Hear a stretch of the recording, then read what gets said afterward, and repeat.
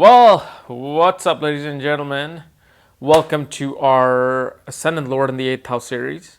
And what happens when Ascendant Lord goes into the 8th house? And what do I mean by Ascendant Lord? Meaning that the planet that rules the very first house in your birth horoscope, not your sun sign, moon sign, but in your horoscope, your first Ascendant Lord, the first house Lord, goes into the 8th house. What does it signifies? Because first house is a very important house. It shows the direction of your life. It shows exactly where your entire life focus is, no matter if you're working, playing, getting married, having sex, going to work, dealing with friends. But where is your mind, your soul is always focused into? That's what, this series is about. And so this is why the first house becomes very important, because it rules every single aspect of your life. So when your ascendant lord goes into the 8th house, what kind of things, transpire? Well, what is the 8th house? 8th house represents things that are buried underground. Now, in a realistic sense, you can say it is known as the house of oil, house of gems, because these things are buried underground. House of treasures, hidden treasures, they're buried underground. Dead bodies, graveyard, buried underground. But then you can have a more, philosophical way of saying what these things can represent. They can not only represent physical things that are buried underground, but also known as things of realm that we really do not see every day, or most of us do not have the ability to see. Which is known as the house of secrets, house of occult knowledge, tantric knowledge. People who see like dead bodies, people who are able to see souls, are seen in the 8th house. People who may be working at mortuary, a person who does construction, or digs the dead bodies, or not digs the dead bodies, but makes the hole for the dead bodies, seen from the 8th house. 8th house is known as the house of hidden assets. Somebody who always tends to hide their assets or have a hidden money from the world. That's the 8th house. 8th house represents sudden transformation. That suddenly things happen in your life where your life just changes.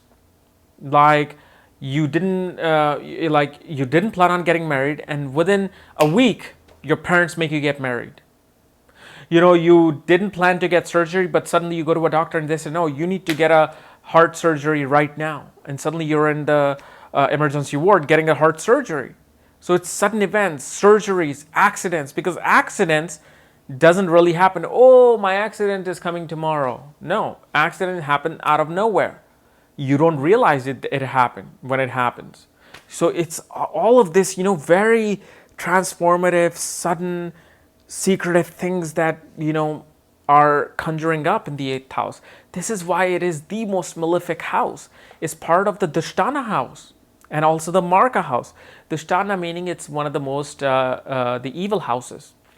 And Marka means it's a death inflicting house. Like prediction of death can be seen from the 2nd, 7th, and 8th house. But that doesn't mean that if you run through your 8th Lord Mahadasha or Ascendant Lord Mahadasha, you're going to die. No, it's far more complicated than that, and only less than 0.0001% of the people can actually predict your death, and that too is not a very good thing to do. So whoever's doing it, stop it. Okay? So when your life force, your Ascendant Lord goes into the 8th house, your entire life focus goes into secrets, into keeping secrets from people, because you have a lot of secrets that you want to hide from people. Your personality, part of your personality, because the Ascendant Lord is your ego and personality, is also very darkened. You're always trying to look beneath the surface of every person. Whoever comes into your life, you're secretly trying to just know what is going on with this person. You're automatically attracted to the darker side of life, the self-destructive side of life. But that doesn't mean everybody's going to be self-destructive, and this is why when you see examples online or in books, what Ascendant Lord in the 8th house does, that's not really always true, because each planet is different.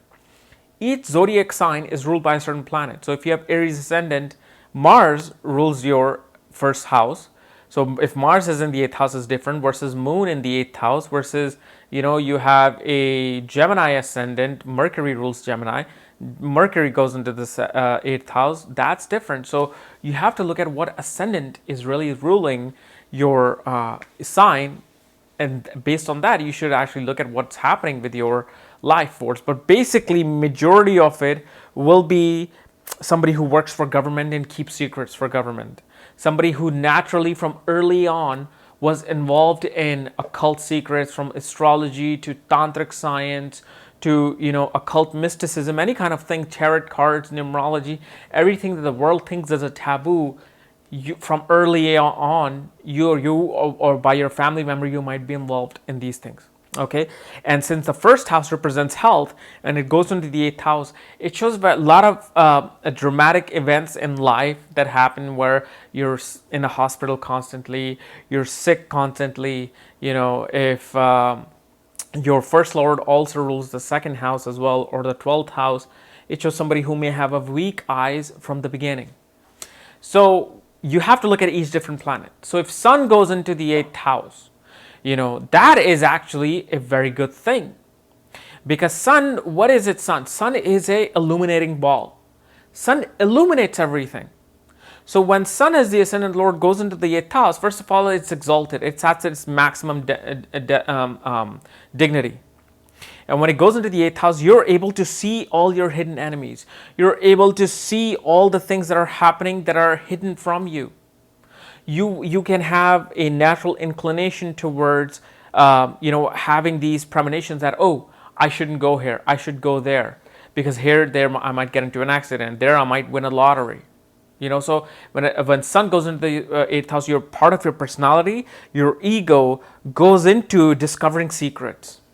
You will illuminate secrets. You will open up those things.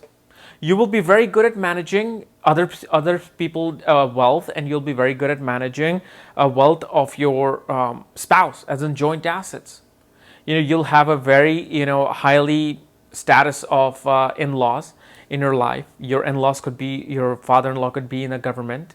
Your father could also be a secret agent of the government, or working in taxes, working in dealing with other people's assets, because Sun represents your father. So your father goes into the eighth house. Now that doesn't mean you always have a bad relationship with the father. For that, you'll have to look at the Saptamesh chart. I mean, not Saptamesh, Dwadamsha chart, your D12 chart, to see how your relationship with the parents is, especially your father. But it shows that your entire life, your personality is all about investigating these things of the eighth house. Like if Moon goes into the eighth house, it shows somebody who's very scientific in their approach, and their mind is constantly into, these dramatic eighth house events things. Like Moon is the mind. Moon is your balance of the mind. And when it goes into the eighth house, you become self-destructive. You become suicidal. You might be, because it's also ruled by Saturn once Moon goes into the eighth house in Aquarius. But if Saturn is exalted, you'll be able to come out of that, depressive state. But mainly it shows that your mind is so deep into this depressive dark mode that you become self-destructive. You do drugs, you experiment with all kinds of things. You have really dramatic, transformative events happen with you and your mother. So depending upon what planet is ruling your Sun in, goes into the eighth house, he does something totally different. Like Sun may not do what Moon is doing. Mercury goes into the eighth house. Mercury suddenly becomes curious, whether it's a Virgo ascendant or whether it's a Gemini ascendant. Mercury becomes curious about the eighth house. Mercury is the information. Mercury is the communication. You like communicating with people about other people's hidden wealth. You might love communicating about the occult knowledge. You might love writing about the occult knowledge. You're curious about what's happening with death. You're curious about what's happening when people are suffering in hospitals and people are getting surgery. So surgeons can be seen from this, especially for Virgo ascendant, because then Aries is ruling the eighth house, ruled by Mars. Mars is a surgeon. Mercury automatically has this inclination of surgeries. Mercury in the eighth house in Aries can make somebody a very good sportsman. Like suddenly they get this fame of becoming the greatest sportsman, because Mercury is also dealing with your hands, and you use your hands and legs when you play sports. You know, Venus goes into the 8th house. As much as this is a very benefit planet, you know, and people think that when benefic goes into the 8th house, they do bad. No, this actually represents that Venus, which is your relationships, which is your luxury, which is your happiness, goes into the 8th house. And what it does, it brings you happiness when you're dealing with relationships that are secret. Anytime your relationships comes out in the open of what's happening with this person, what's happening with the relationship with this, your spouse, you don't like it. You like your relationships to be very secretive. You probably will meet your wife in a very secretive setting as a man. You know, your relationships, or you may have also before marriage, you may have a lot of affairs with people, because Venus represents relationships. 8th house represents sexuality as well. It represents hidden things, hidden sexuality. So you'll have a lot of hidden sexual relationships. But Venus gives lots, huge amount of assets through your marriage.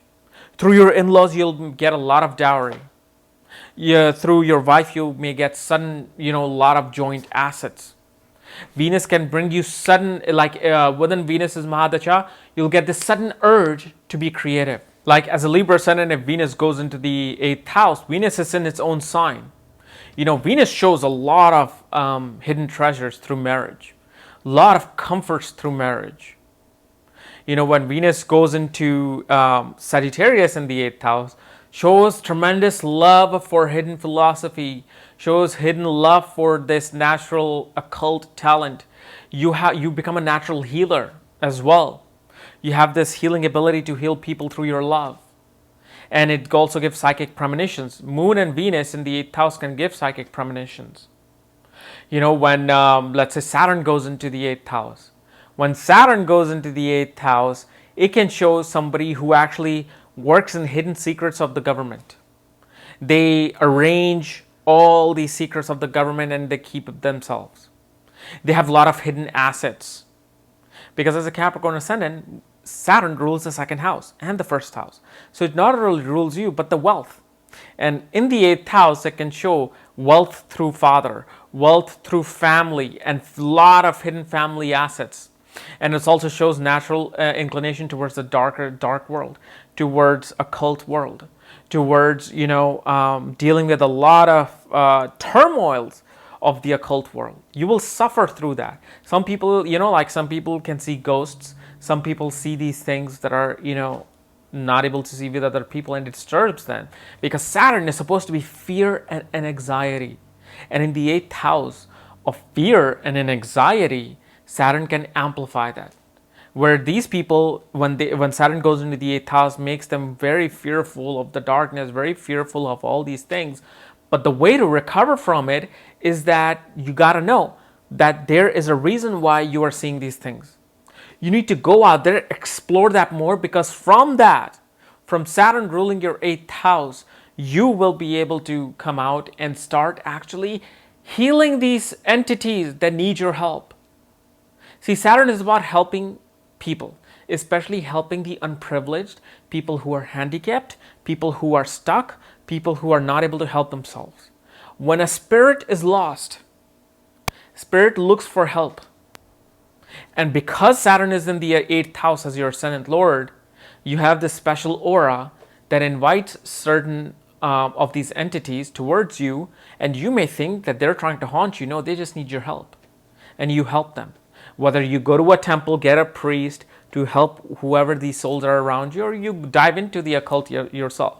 As the ascendant lord, Saturn represents oil, steel, and iron. You can go into the business of oil and steel and iron, especially as your family business. You can be in a business of iron because of family, because Saturn is ruling the 2nd house as well for Capricorn ascendant. Okay, and Saturn can also bring sudden foreign travel in its Mahadasha if it's a Aquarius ascendant. You know, so you just have to see what ascendant is ruling. Jupiter in the 8th house can give this tremendous amount of love and tremendous amount of enthusiasm to learn about the occult world, to learn about managing other people's money. Because Jupiter is not only knowledge, it's about finance as well. It's the Karaka significator of the second house of wealth and the 11th house of gains. So you could be a bank manager, you could be a money manager, you could be a financial analyst of other people. So you can be working for a corporation that deals with people's assets, and you can be taking care of those assets. Or you can become the teacher of the occult science. You can become teacher of, about secretly, or trying to detect things secretly. It doesn't have to be occult either. I keep saying occult, but because because of the fact astrology is occult, so I'm always thinking that. But Jupiter can also represent as somebody who's an explorer, somebody who goes out and learns about things. They go in the caves and they do things. Mars in the 8th house can make somebody a surgeon, a doctor, because Mars is about surgery. It's about opening up people. So Mars can go out there, but Mars can also make you a killer. So there's two things with Mars. Mars can either make you a killer with a knife, or Mars can use the knife to cut you and cure you. That also depends if Mars is getting negative aspects on himself. If Mars gets aspect of Saturn, Rahu, and Ketu upon himself in the 8th house without any aspect of Jupiter or sitting with Venus, but it's mainly Jupiter, then it can show that somebody who might be a very troubled mind, and he loves blood, he loves cutting people, he loves the idea of death. And I think if you watch my video of serial killers, you'll see where I talk about the 8th house and Mars and the connection of becoming a murderer. So depending upon what planet is, because I can't really go into each ascendant and what aspects can do what, because it'll take a whole long time, but I'll go later on into much more detail about each ascendant in the 8th house. That's where you'll learn more. And also the nakshatra of the planet makes a difference too. Like what nakshatra they're sitting in. Is it the nakshatra of destruction? Is it the nakshatra of healing? Is it the nakshatra of guidance? Or is it the nakshatra of knowledge? It could be anything. So based on that, based on the planetary time period, where you were born, all of these things will really, give a final conclusion of what's happening. But mainly your ascendant lord in the 8th house shows your entire life focus goes into those 8th house things. Where Moon and Mercury can really give you certain psychological disorders, can really make you somebody who's obsessive with death, like Rahu and Mercury, or Rahu and Moon in the 8th house can show somebody who's very obsessed with looking at dead bodies. So you see how 8th house can be a healer, or 8th house can be a killer. Okay, so guys, this is my analysis of Ascendant Lord in the 8th house. If you're new to my channel, subscribe below. And if you want to know where your Ascendant Lord is placed, and if it's in the 8th house, and if it's receiving positive or negative aspects, for that, check out the links below. Check out my book there, Astrology at the Speed of Light and Conjunctions at the Speed of Light. And when you get these books, I will send you the link to look at your own chart so you can see what's happening with you. Otherwise, we'll see you next time. Bye-bye.